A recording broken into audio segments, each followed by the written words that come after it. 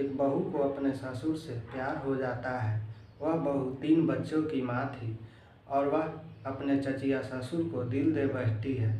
आए दिन दोनों मिलते जुलते रहते थे। दोनों को एक दूसरे के घर पे आना जाना होते रहता था, लेकिन इस रिश्ते पे कोई शक भी नहीं करता था, क्योंकि दोनों ससुर और बहू लगते थे। ससुर और बहू का रिश्ता पवित्र रिश्ता होता है, इसलिए इन दोनों के ऊपर कोई शक भी नहीं करता और किसी का निगाह भी नहीं जाता था। लेकिन यह बहू एक दिन मौका पाकर अपने पति की गैर मौजूदगी में अपने 2 बेटियों को लेकर अपने चचिया ससुर के साथ फरार हो जाती है। उसके बाद जब पति आता है तो इस कहानी की खुलासा होती है। इस कहानी की सुनने के बाद में सभी लोग हैरान हो जाते हैं।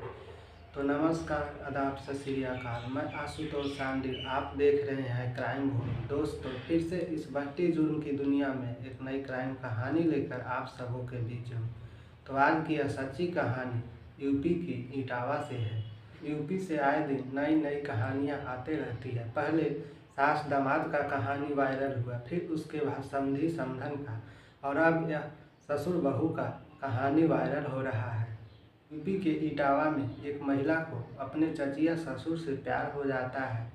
चचिया ससुर उसके घर पे प्रतिदिन आया जाया करता था, लेकिन उसके ऊपर किसी को शक नहीं जाता था और वह दोनों एक दूसरे से मिलते जुलते रहते थे।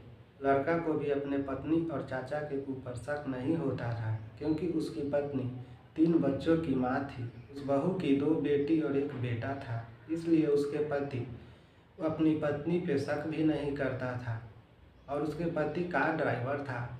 एक दिन वह कार चलाते हुए अपने कार लेकर वह कानपुर चला जाता है। इसी बीच उसकी पत्नी पहले से प्लानिंग की हुई रहती है। प्लानिंग के अनुसार अपने चचिया ससुर के साथ अपने 2 बेटियों को लेकर और साथ में कुछ सोने की ज्वेलरी लेकर घर से फरार हो जाती है और अपने छोटे बच्चे को घर पे ही छोड़ देती है। उसके पति घर पे आता है और अपने पत्नी को घर पे नहीं पाता, तो वह अपने घर वालों से जब पूछताछ करता है, काफ़ी ढूंढता है, तो उसके बाद पता चलता है कि उसके बगल के चाचा, जो कि रिश्ते में चचिया ससुर था, वह की बीवी के साथ फरार हो गया है। इसके बाद वह चारों तरफ ढूंढना चालू करता है, हर जगह पता करता है, लेकिन कहीं पता नहीं चलता। इसके बाद वह अपने पत्नी को ढूंढने वाले के ऊपर 20,000 का इनाम भी घोषित कर देता है कि जो मेरे पत्नी को ढूंढ कर ला देगा उसे मैं 20,000 इनाम दूंगा। लेकिन उसकी पत्नी की आता पता नहीं चलती। तो फिर वह अपने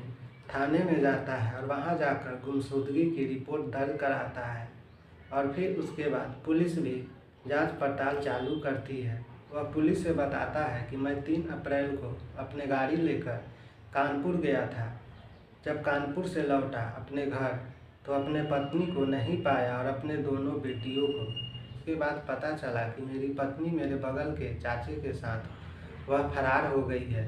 चारों तरफ खोज ढूंढ किया, लेकिन कुछ नहीं पता चला। तो मैं थाने में आया हूँ, आप लोग मेरे पत्नी को खोज दीजिए। इसकी बात सुनने के बाद पुलिस कंप्लेन दर्ज कर लेती है। पुलिस उससे पूछती है कि क्या तुम्हें पहले से इसके ऊपर कोई शक नहीं था? तो वह बोलता है कि मेरे रिश्ता में चाचा लगता था, इसलिए मैं चाचा समझकर इस पे कभी शक भी नहीं किया। और मेरी पत्नी भी 3 बच्चों की माँ थी, इसीलिए मैं इन दोनों पे कभी शक नहीं किया।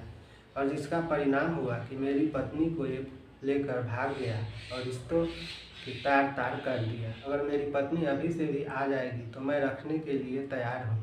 उसके बाद उस थाने की थाना प्रभारी बताते हैं कि इस मामले की गंभीरता को देखते हुए इसकी तलाश तेज कर दी गई है, ताकि वह औरत और वह पुरुष जल्द से जल्द मिल सके और हम उसे गिरफ्तार करके उसके पति के हवाले कर सकें। ताकि यह कहानी आपको कैसी लगी कमेंट बॉक्स में ज़रूर बताइएगा। दोस्तों, यह कहानी सुनाने का उद्देश्य किसी की दिल दुखाना और भावनाओं से खिलवाड़ करना नहीं है, बल्कि आपको जागरूक करना है, ताकि आप सतर्क रहें, सुरक्षित रहें।